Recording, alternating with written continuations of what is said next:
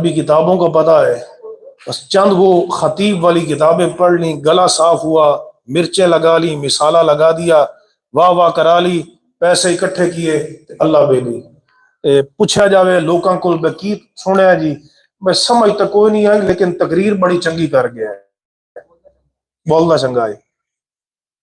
یہ ہمارا مزاج بن چکا ہے، کوئی قرآن کی بات، کوئی حدیث کی بات نہ خطیب کرتا ہے، نہ عوام کی ڈیمانڈ ہے، نہ خطیب کرتا ہے نہ عوام کی۔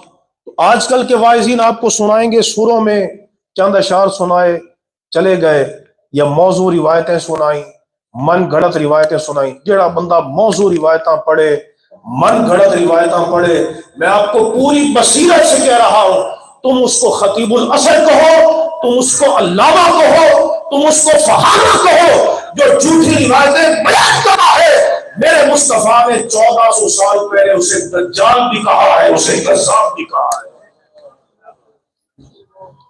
اور آقا علیہ السلام کی نگاہ پہ قربان جائیں، 1400 سال پہلے حضور نبی کریم علیہ السلام نے خبر دی ہے۔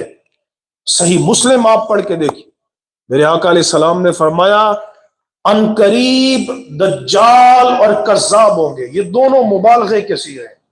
بہت بڑا دجل و فریب کرنے والا، فریبی، ملمہ کار، لوگوں سے پیسے نکلوانے کے لیے جناب وہ ایسی رنگ آمیزی کرتا ہے۔ دجال کذاب ہوں گے، کاذب نہیں فرمایا، کذاب ہوں گے، بہت بڑے جھوٹے ہوں گے۔ کیوں؟ انہوں نے عام بندے پہ جھوٹ نہیں بولا، انہوں نے اللہ کے رسول پہ جھوٹ بولا ہے، نبیوں کے ایمان پہ جھوٹ بولا ہے۔ اور صحیح بخاری پڑھ کے دیکھیے، میرے آقا علیہ السلام نے 3 چیزوں کو سب سے بڑا بہتان قرار دیا ہے، سب سے بڑا بہتان۔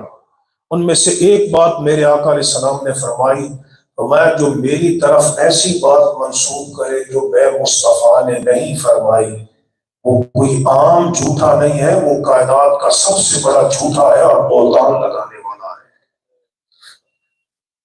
اور متواتر حدیث ہے، کریم نبی علیہ السلام نے فرمایا من کذب علی متعمدا فلیتبوأ مقعدہ من النار، جو مجھ پر جان بوجھ کر جھوٹ بولتا ہے وہ اپنا ٹھکانہ جہنم کی آگ بنا۔ اس لیے یاد رکھیں، علماء سے پوچھا جائے گا، واعظین سے پوچھا جائے گا، مقررین سے پوچھا جائے گا کہ تم نے جو جناب یہ روایتیں بیان کی ہیں یہ کہاں سے بیان کی ہیں؟ لوگوں کے ایمان، اور عوام تو کل انعام ہے، عوام تو کہہ دیں گے سبحان اللہ، عوام تو لطیفہ بھی کہیں تو اس پہ بھی سبحان اللہ کہہ دیتے ہیں، عوام کا کیا ہے؟ لیکن وہ بندہ جو منتظم ہے، جسے پتا ہے کہ یہ عالم نہیں، اعلیٰ حضرت نے کیا بیان فرمایا ہے، غیر عالم کا واز کرنا بھی حرام ہے۔ اور آپ نے فتاوی رضویہ میں جگہ جگہ فرمایا ہے، سیدی اعلیٰ حضرت نے کیا فرمایا، اس کا واز کرنا بھی حرام ہے، اس کا واز سننا بھی حرام ہے۔ اس لیے ہمیں معیار رکھنا پڑے گا، ایسے علماء کو سامنے لے کر آئے۔ یہ دین میں جو ہے نا یہ سر لگانا اور گلے پھاڑ کے تقریریں کرنا، اس کی کوئی حیثیت نہیں۔ اللہ کے نزدیک اس بندے کی قدر ہے جس کا سینہ مصطفیٰ کے دین کے علم سے روشن ہے۔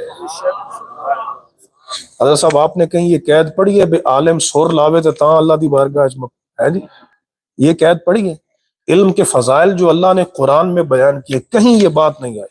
قل هل يستوي الذين يعلمون والذين لا يعلمون يرفع الله الذين آمنوا منكم والذين اوتوا العلم درجات، اور فرمایا فضل العالم على العابد كفضل القمر على سائر الكواكب۔ میرے آقا علیہ السلام نے فرمایا عالم کی عابد پر یوں فضیلت ہے جیسے 14ویں کے چاند کو اللہ نے ستاروں پہ فضیلت عطا۔ ہماری قوم بڑی بے قدری ہے، علماء اٹھتے چلے جا رہے ہیں۔